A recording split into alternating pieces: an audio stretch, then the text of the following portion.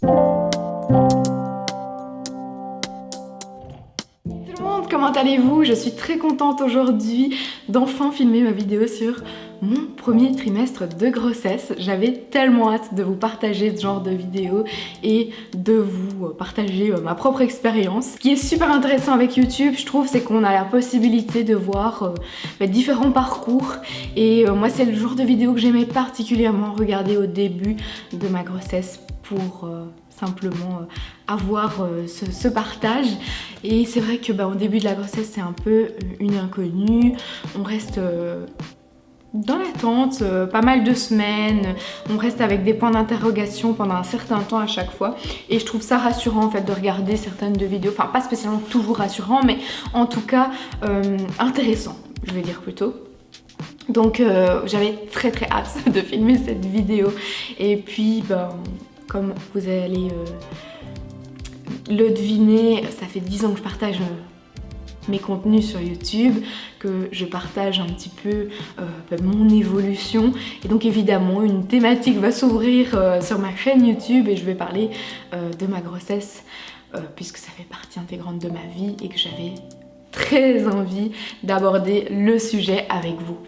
Voilà, je ne sais même pas par où commencer à vrai dire tellement il y a de choses à dire, mais en tout cas j'ai pris des notes parce que je ne retiens pas tout en ce moment et je peux très vite perdre le fil en fait de ce que j'étais en train de dire.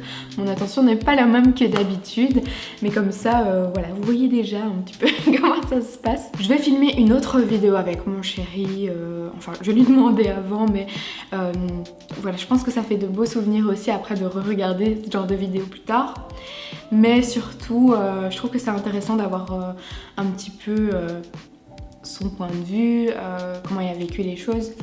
Vous partager un petit peu brièvement comment s'est passée l'annonce, etc. Je vous partagerai ça avec grand plaisir. Mais donc là, je vais vraiment me concentrer sur le premier trimestre en lui-même. Vous partagez tout du début à la fin et vous raconter un petit peu comment je me sentais moi en fait. Déjà par où commencer? Vous le savez peut-être, l'année dernière j'avais eu un diagnostic qui était que j'avais un adénome hypophysaire qui est une tumeur bénigne qui se trouve derrière le nerf optique et qui sécrétait trop de prolactine à ce moment-là. Donc j'ai eu un suivi finalement et voilà, après des va-et-vient, j'ai eu un suivi, j'ai été traitée et ensuite j'ai commencé à gérer ça de manière plus naturelle en fait parce que l'adénome ne grossissait pas, ne sécrétait pas trop de prolactine, seulement à certains moments. Et donc voilà, je ne vais pas partager tout ce que j'ai suivi etc parce que j'ai eu des conseils de médecins en fait à chaque fois et pour moi chaque personne est différente, mais il faut juste vraiment trouver quelqu'un qui est à votre écoute, qui est prêt à entendre ce que vous avez à dire, mais surtout à comprendre ce que vous avez. Donc en fait ce qui s'est passé c'est que j'ai arrêté ma pilule et j'ai directement eu mon cycle régulier le mois d'après quoi. Donc ça a été 28 jours direct. J'étais là mais oh mon dieu, je ne pensais pas parce que combien de fois on vous dit mais quand vous allez arrêter la pilule il faut le temps que votre corps s'adapte etc. Donc déjà là j'ai été un petit peu rassurée mais d'un autre côté je pensais que je me faisais un petit peu des films en mode c'est pas parce que tu as tes règles que directement tu vas réussir à avoir un enfant. C'est pas comme ça que ça se passe. J'essayais de pas me mettre de pression mais d'un autre côté vous voyez j'avais deux voix dans ma petite tête. Mais finalement mes cycles, 28 jours, à partir du moment où j'ai arrêté la pilule, je sentais le jour de mon ovulation. Je sais pas comment ça se fait, mais je sens tout, j'ai l'impression. Mais je sentais le jour où j'ovulais. Il y a quelque chose qui se passait. Et quand je calculais, je disais, ah oui, c'est ce jour-là en fait. J'ai partagé avec la gynéco nos petites envies, nos projets bébés. Et donc elle m'a prescrit directement, enfin c'est pas sous prescription, mais elle m'a conseillé de prendre des vitamines qui sont inofoliques, 2 petits sachets à prendre par jour. Et je vous avoue que je sais pas si ça m'a aidée ou pas, mais ça a fonctionné directement et là je me suis crue dans un rêve et j'étais partagée en mode quelle chance, oh my god, c'est un cadeau de la vie, c'est waouh, enfin je sais pas expliquer mais j'ai été partagée entre ça et ok j'ai un petit peu peur parce que ça se passe pas toujours tout le temps comme on l'a prévu et Peut-être que je me fais des films, enfin je sais pas dans quel mood j'étais, mais j'étais complètement paumée. Une semaine avant d'avoir mes règles, j'avais mal aux hanches, mais mal, horriblus. Vraiment, j'avais l'impression d'avoir fait une séance de crossfit de 24 heures quoi. Je me suis dit mais oh mon dieu, j'ai même pas fait de sport, comment ça se fait? Ensuite, 2-3 jours avant avant la date présumée de mes règles, j'avais des grosses douleurs à la poitrine et au dos, dans le bas du dos. Douleurs au dos, franchement, j'ai souvent ça quand j'ai mes règles.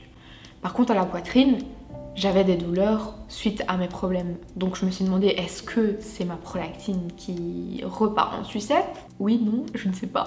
Je me suis fait plein de films, mais par contre la douleur était beaucoup plus importante que celle que quand j'avais des problèmes de prolactine. Donc c'était une douleur qui était où je ne savais plus dormir sur le ventre. Et alors je faisais de ces rêves mais trop bizarres, des rêves qui n'avaient rien à voir, des rêves qui partaient dans tous les sens, très mouvementés, un sommeil agité, et je ne suis jamais comme ça en fait, je dors comme une petite marmotte habituellement, donc c'était très spécial. Bref, donc j'ai fait un test, mais un test que l'on peut faire avant la date, donc c'est un test, comment dire, anticipé, non c'est pas un test anticipé, bref je ne trouve plus mes mots, un test précoce je crois. Et donc j'ai fait ce test là, que j'avais évidemment dans mon armoire. Je fais ce test que je fais en cachette de mon chéri. La barre apparaissait mais c'était très léger. Donc ensuite j'en ai refait un, une fois que mon chéri était parti au boulot. Et là, elle est bien apparue la barre. Et je me suis dit mais tu te fais des films en fait. Je sais pas, j'arrivais pas à réaliser, je vous jure. J'étais face à ce test et j'étais là en mode mais non. C'est pas possible. Voilà, j'arrivais pas du tout à y croire. Et au final, j'ai pris rendez-vous pour aller chez le médecin, faire une prise de sang directement le jour même. J'ai eu le résultat de la prise de sang positif. J'ai refait un test en revenant du médecin avant d'avoir les résultats de la prise de sang. J'ai fait 3 tests en une journée. Bref, et voilà, c'était lancé en fait. Et je n'y croyais pas du tout. Et j'étais vraiment partagée en fait, avec 2 idées dans ma tête. C'était est-ce que c'est vrai, est-ce que je vis vraiment ce que je suis en train de vivre? J'arrivais pas à réaliser, et d'un autre côté je me sentais tellement chanceuse, et d'un autre côté en fait j'avais aussi cette peur que tout s'arrête à un moment donné. Une semaine après ce test positif, ce qui s'est passé, c'est que j'ai commencé à avoir un brûlant. Donc le brûlant est arrivé avant les nausées. Un brûlant de dingue, mais vraiment. Alors ça venait souvent, c'était pendant la nuit. Un truc horrible. Donc moi, ma petite astuce très naturelle, parce que j'avais très peur aussi au départ, comme on ne sait pas, on est vers un inconnu, on doit attendre la 7e semaine ici en Belgique, 6-7 semaines pour aller faire la toute première écho, pour voir s'il est bien mis et tout se passe bien, etc. Et en fait, comme je l'ai su très tôt, ça a été super long d'attendre. Vraiment c'est long parce que on ne sait pas. Et donc on a du mal à se réjouir parce qu'on ne sait pas. Et on a peur. Et voilà, voilà, ça c'est vraiment ce que j'ai ressenti. Quelques jours après avoir eu le brûlant. Donc ma petite astuce, oui c'est ça. Voilà, je pars encore dans tous les sens. Ma petite astuce pour le brûlant, c'est de boire du lait parce que j'avais très peur d'utiliser quoi que ce soit qu'il ne faut pas. Je suis très huiles essentielles, mais je sais qu'on évite, surtout au début de la grossesse, et quand on n'a aucun conseil, on évite encore plus évidemment. Donc ce que j'ai fait, c'est que je buvais un verre de lait quand c'était comme ça. Ensuite, ce qui s'est passé, c'est que je commençais à avoir les nausées. Mais je vais dire que je vais pas m'en plaindre parce que ça n'a pas duré très longtemps et ça n'a pas été excessif non plus. C'était surtout le matin quand je me réveillais.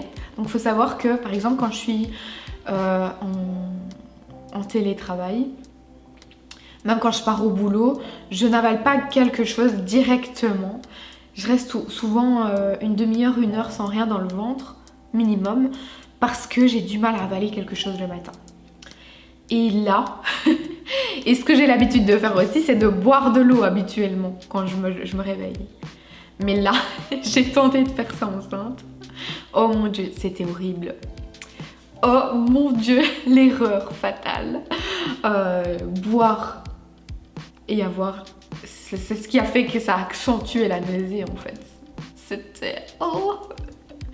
Voilà, c'était vraiment l'erreur à ne pas commettre. Mais j'ai compris très très rapidement que quand je mangeais un petit truc très vite en fait, dès le lever, c'était plus doux. La nausée était là, mais c'était plus doux. Mais donc voilà, ça a duré, je vais dire, 5 semaines, 4-5 semaines la nausée. Il y a un truc aussi, au tout début, c'est que j'avais envie de quelque chose. Je sais plus qu'est-ce que j'avais envie par exemple de pick-up. Je ne mange jamais ça de ma vie, on n'a jamais de bonbons ainsi à la maison. J'ai eu envie de pick-up.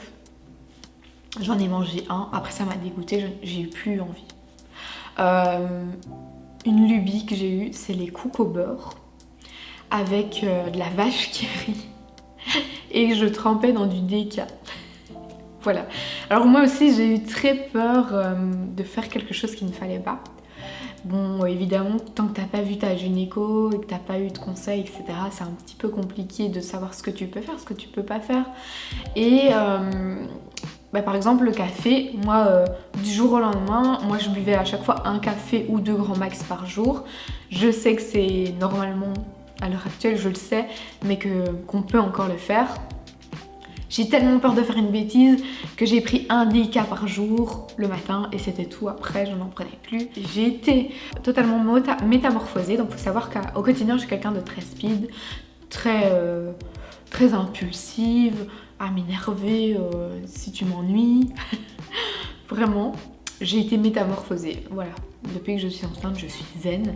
J'ai l'impression d'être sur un petit nuage. Il n'y a plus rien qui peut m'énerver. Mais c'est dingue, vraiment. Les gens peuvent aller très loin, je pense, là, à l'heure actuelle, ils peuvent en profiter. Je redeviendrai la Mary Dragon que j'étais à un moment donné, sachez-le. Mais là, je suis zen, mais zen. Jamais vu ça, jamais vu ça.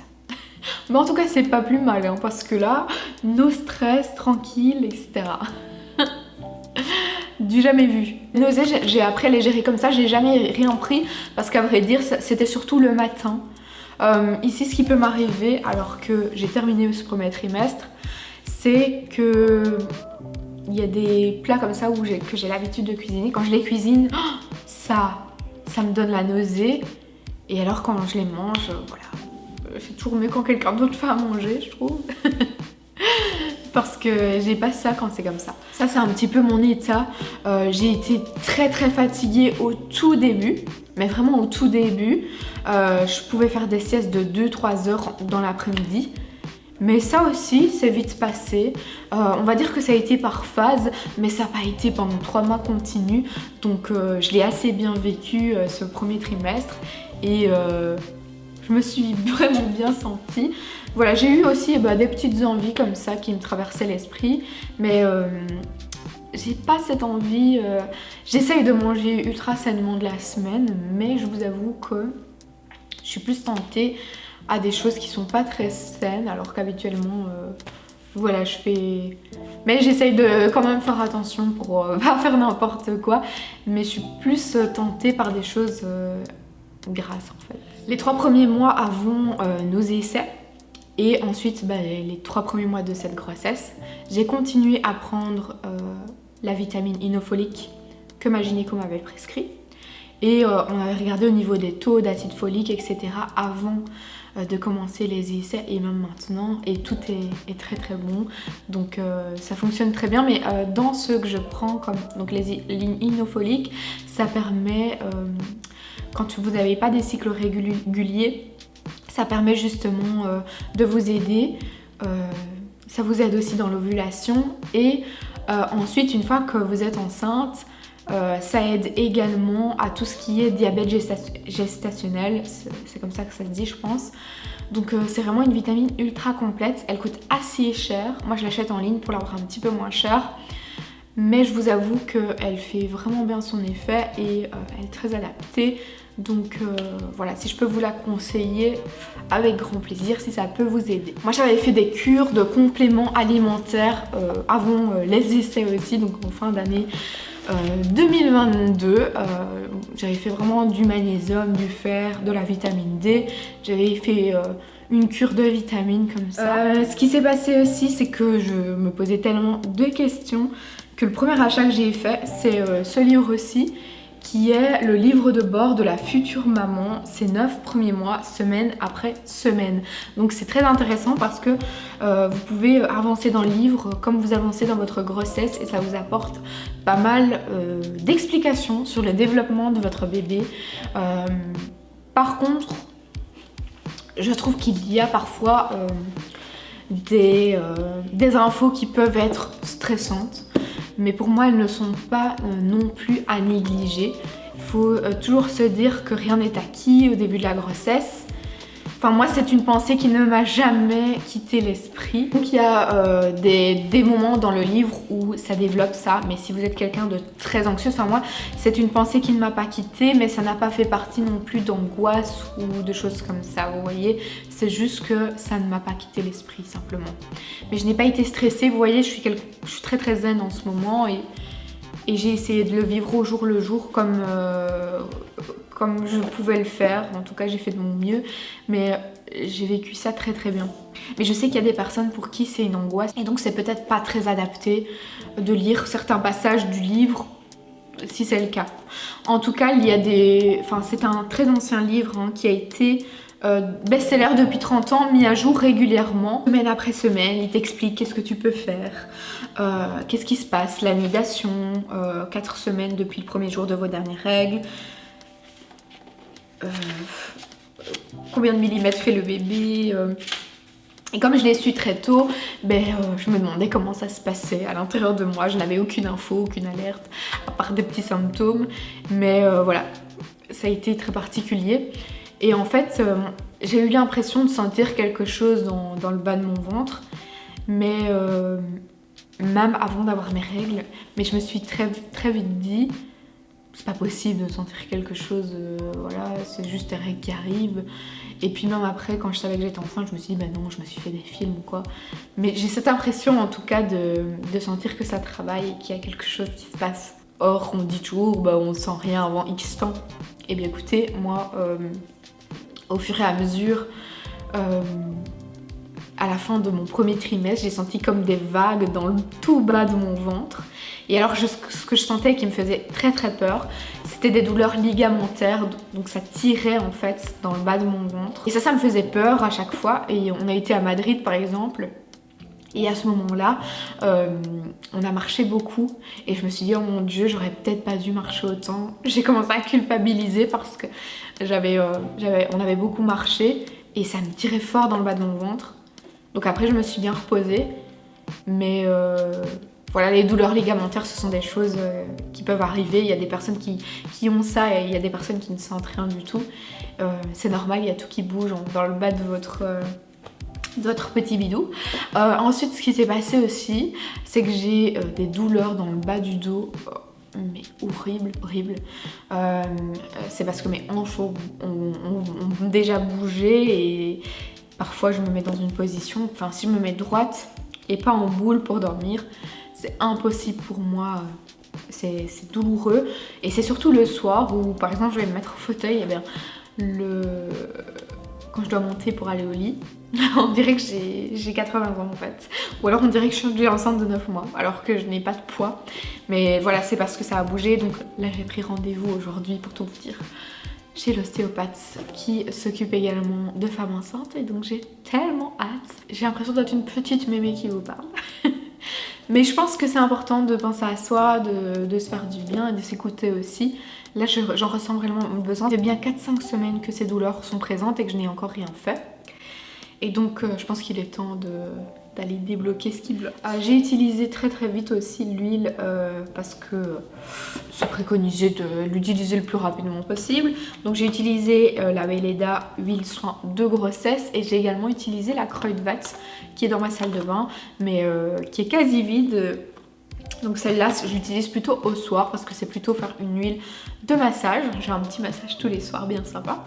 Et sinon, l'autre, je l'utilise le matin, celle de Kruidvat. Voilà, des fois, quand je suis dans le rush, quand je vais travailler, je l'oublie, j'avoue. Mais sinon,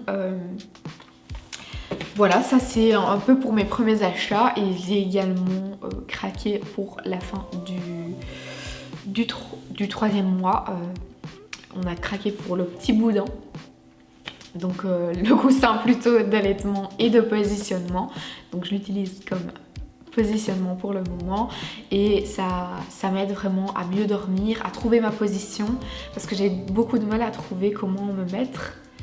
Et donc ce qui fait que j'avais pas un sommeil très reposant, j'étais très agitée parce que je ne savais pas comment me mettre, alors qu'ici depuis que je dors beaucoup plus sereinement.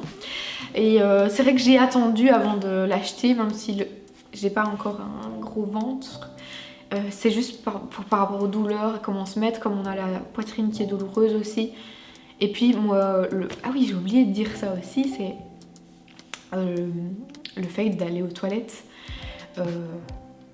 Pendant mon premier trimestre, c'était méga chiant parce que faut savoir que je suis quelqu'un qui boit énormément d'eau à la base, je bois 2 litres sans problème et là limite j'avais peur de boire parce que sinon je devais aller aux toilettes mais toutes les 2 minutes. Après ça s'est vraiment calmé à la fin du 3e mois, mais à un moment c'était lourd quoi. Alors le soir et la nuit, et alors à peine t'as ta vessie qui est un petit peu remplie, j'ai l'impression qu'il y a moins de place quoi. Et donc moi j'avais l'habitude de dormir sur le ventre, mais c'était plus possible en fait. Et donc le boudin m'a bien aidé, c'est pour ça que je voulais faire le lien. Et alors je ne sais pas me retenir comme je pouvais le faire avant quoi. Voilà, donc je pense avoir fait un petit peu le tour dans cette vidéo. En tout cas, si vous avez des questions, n'hésitez pas à me les poser en commentaire, j'y répondrai avec grand plaisir. Et si vous avez un partage à faire sur le sujet, n'hésitez pas, c'est là pour ça. Et je pense qu'on a pas mal de choses à se partager sur le sujet. Si vous avez des bons plans, des petits conseils, cette barre de commentaires est là pour ça. J'ai hâte de vous lire en tout cas. Je vous remercie d'avoir regardé cette vidéo. Je vous fais plein de gros bisous et je vous dis à la prochaine.